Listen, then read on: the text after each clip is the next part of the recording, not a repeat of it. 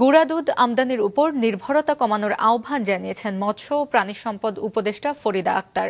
দুপুরে মানিকগঞ্জ সদরে জয়নগর সরকারি প্রাথমিক বিদ্যালয় মাঠে গবাদি পশুর রোগ প্রতিরোধ টিকাদান কর্মসূচিতে তিনি বলেন, বছরে যত টাকার গুঁড়া দুধ আমদানি করা হয় তা দিয়ে অনেকগুলো চিলিং স্টেশন স্থাপন সম্ভব। নিয়মিত গবাদি পশুর স্বাস্থ্য পরীক্ষার আহ্বান জানিয়ে বলেন, শুধু ভালো মাংস নয়, রপ্তানির জন্য গবাদি পশু পালন করলে হবে না, এগুলোর স্বাস্থ্যের দিকেও নজর রাখতে হবে।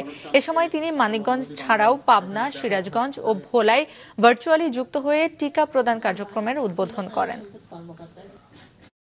বাংলাদেশে গুঁড়া দুধ আমদানি করে এটা আমাদের জন্য লজ্জার বিষয়।